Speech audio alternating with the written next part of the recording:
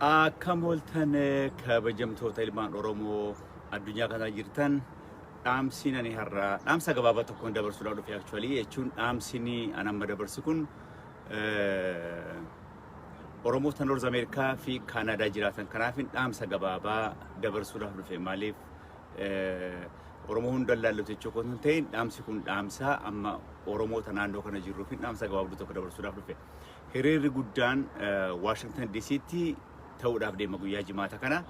Kanaafiyyuu warri dandeessan warri hiriira kanarratti argamuudhaaf yeroo qabaatan yeroo dandeessan akka hiriira sanarratti argamtaniif dhaamsa kana dabarsinaan jedhanii taasisuudhaan kan isin dabarsuu dhufe maaliif hiriirri kun hiriira guddaadha amma yeroo dhageenyu immoo jarris hiriira qophaa gara biraatti qopheeffatanii maaliif isa kan keenya kan arganiif faallaa isaa hiriira tabiraa qopheessanii waan jiraniif Oromoon keessaaf iyyuu warri naannoo sana jirtan akkasumas warri North America kana jirtan hundi keenyiyyuu yoo dandeenye maaliif ilmaan warri ilmaan qaban rakkoo ta'uu danda'a garuu dargaggeeyyii warri jirtan warri qeerroon warri biyya kana jirtan warri fuudhin hundi keenya bakka sanatti argamnee yeroo qabaatan hiriira nagaa kana akka gaariitti tolchuutu nu barbaachisaa jechuudha maaliif haala amma biyya keessa isa biyya keessaa dhiisaa qeerroon biyya keessaa hojii akka gaariitti hojjechaa jiru kan isaanii nun dhibu maaliif isaan hojii isaanii akka gaariitti hojjechaa jiru maaliif nutillee akka gaariitti hojii keenya hojjechuutu nu barbaachisa maaliif namuu hojii mataa mataasaa waan qabuuf jecha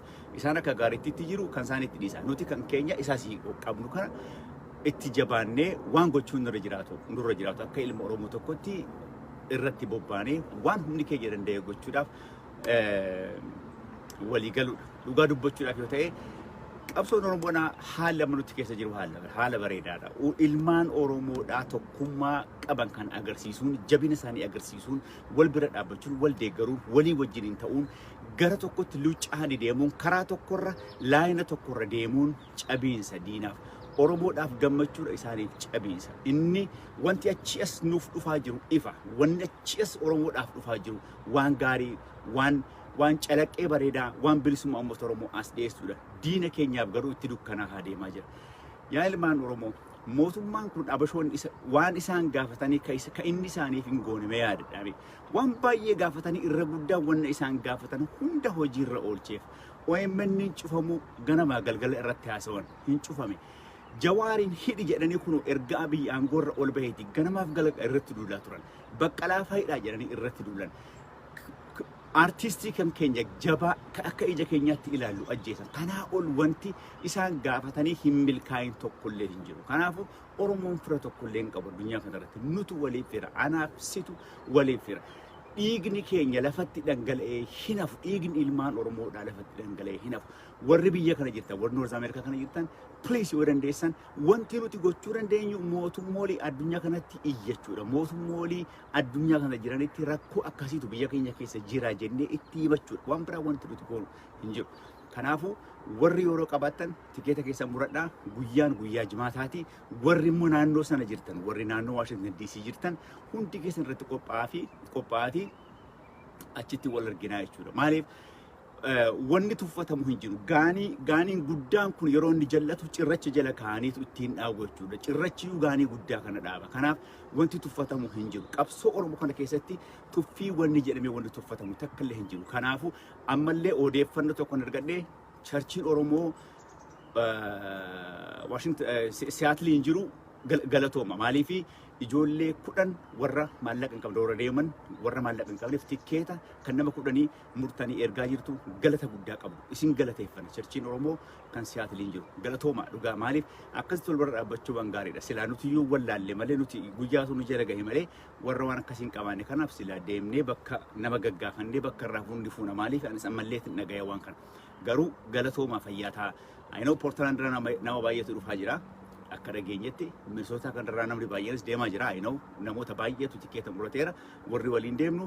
Kanaafiyyuu Oromootiin bakka jirtan hundatti warri Kanadaa fi Ameerikaa jirtan tikeeta keessa muradhaatii Washington deemnee qophiin jimaata yoo dandeessan jimaata ganam achi gahaati guyyaa jimaata achi oolee Saturday sabtii mana keenyatti deebinaa jechuudha. Maaliif yoo yeroo illee qabaannee barbaadne kanaafuu irratti jabaadhaati waan tokko haquun abdii kutachuu hin barbaachisu.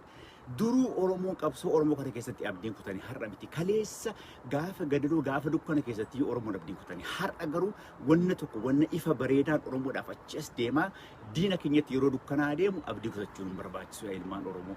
Qabsaa'ootiin ilmaan Oromoodha kan akka Jawaar, Baqqalaa, Abdii Raggaasaa, Caaltuu, Lammii Beenyaa kumantamaan kan lakkaa'aman yaazoo mana hidhaa jiru. Hoolaa hatanii mana hidhaa keessatti hidhamanii dukkana keessa jiru miti. Rakkina ilmaan Oromoo rakkoo keenya furmaatatti kennuudhaaf jedhaniitu dukkana keessatti hiraarfamaa, cinqamaa, inni kaan reebamaa, Shamsaddin reebamaa jira. Saahibatii.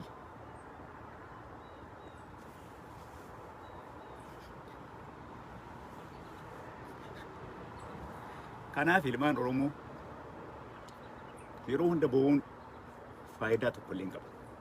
Haga qabsoo Oromoodha xumura argatutti umurii keenya guutuu bo'uummoo hin barbaachisu.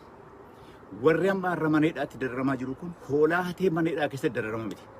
Rakkina ani qabu rakkina ati qabdutu ilmaan Oromoo fitinaa kaayee rakkoo kaayee kaan ajjeesee kaan mana baasee kaan qeedhaa godaansee rakkoo keessa kan kaayee wanta nuti qabu kana. Kanaaf jabaadhaati ilmaan Oromoo abdii kutachuun barbaachisu. Jabaannee wanni achi as nuti deemaa jiru wanna gaariidha. Oromoodhaaf waan gaarii dhufaa jira. Ifa bareedaatu Oromoodhaaf achi as bahaa jira. Kanaaf abdiin kutaa bakka jirtanitti jabaadha. Beektotiin keenya, hayyooliin keenya warri jirtan yeroon isinitti hojii barumsa keessan beekumsa keessan illee yeroon isinitti Oromoodhaaf bira dhaabbattanii itti agarsiistan amma. Kanaaf jabaadha ilmaan Oromoo. Jabaadhaati bakka tokko hin geenya. Ni moona immoo haga amma jirru kanatti iyyuu hedduu moonee jirra jechuudha. Isa biyyaa itti rakkatina. Qeerroon biyya keessa akka gaariitti hojjechaa jira.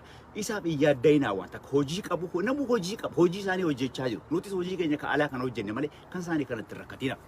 Isaan hojiidhaan agarsiisaa jiru. Nutis hojiidhaan agarsiisuu qabna. Warri biyya kana jirru itti jabaannee irratti duunee waan tokko gochuun uummata keenya bira dhaabbachuun yeroon isaa amma.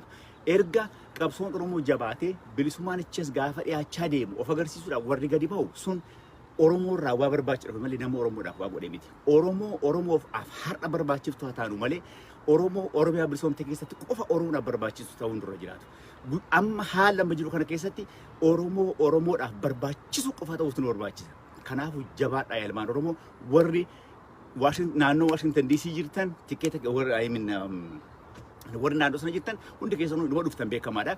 Garuu warri naannoo sana hin jirre waan akka misoota Atlanta, Seattle, Portland yoo dandeessan tikeeta keessa muradhaati akkuma isin jedhe guyyaa jimaata ganama deemnee oollee achi booda sabtii ganama qe'ee keenyatti deebi'uu dandeenya jechuudha. Kan deebinee isin immoo hin hafatu ta'in karaa dandeenyeen haga qabsoon kun xumura argatu irratti jabaannee irratti hojjennee Oromoo bira dhaabbachuu keenya agarsiisu, jabina keenya agarsiisu, wal bira dhaabbachuu keenya agarsiisu, harki diinaa baay'ee guddaa. Diina keenya kan nuti mo'uu dandeenyu, diina keenya wajjin yoo wal qixxee taane iyyuu mo'uu hin dandeenyu. Diina keenya irra isaa ol ta'uutu barbaachisa. Yoo akkas malee moonu wal qixxee yoo taane hin moonu. Kanaafuu diina keenya irraa ol isaa ol yoo taane qofa mo'uu dandeenya. Kanaaf irraa ol ta'uudhaaf immoo wal bira dhaabbachuu tokko ta'uu afaan tokko haasa'uu wanta tokko haasa'uu bakkarra odeeffannoon bakkarraa dhufu odeeffannoo tokko qofa jala deemuutu nu barbaachisa. Kanaafuu akkuma isiniin jedhee jarri kun baay'ee jeeqamanii waan jiraniif waan adda addaa kana poost godhanii hojii nuuf kennuudhaaf waan nan goonee qabu garuu hin fashale akkuma argitan kana boollatti jalaa nam'ee jechuudha. Booris hin ciisan waan biraadhaanis gadi ba'uudhaaf malu. Waan baay'ee isaatu jalaa bade jalaa fashalee biyyee seena amma waan kolfaa ta'aniyyuu diraamaadhuma ofii isaanii hojjetan daayireektarii isaanii akkatti daayireekt godhuuf illee wallaalanii waan baay'ee baxabatanii waan baay'ee gochaa jiru. Kanaaf itti dhiisaa kan isaanii waan baay'ee ta'anii salphataniiru. Amma garuu wanti nuti harkaa qabnu ilmaan Oromoo wal bira dhaabbachuu qabsoon kun haganni xumura argatee guduunfaa argatu waliin deemu jabaachuu Oromiyaan inuma bilisoomti. Kan irra deebisaati itti hima. Maqaa rabbiitiin isin jedhe Oromiyaan hin bilisoomti. Har'a bor iftaan miti. Inuma bilisoomti. Umuriidhuma keenya kanaan immoo arguudhaaf teenya. Kanaaf jabaadhaa bilisummaan Oromoo dhiyaachaa jira. Oromoon jabaachaa jirti. Hundi keessa warri naannoo kana jirtanis warri bakka biraa jirtanis tikeeta keessa muradhaa. Washington DC'tti guyyaa jimaataa hiriira nagaa guddaa kan irratti agarra. Kanaafin dhaamsa gabaabaa kana si dabarsuudhaaf dhufe fayyaa ta'a nagaan oola.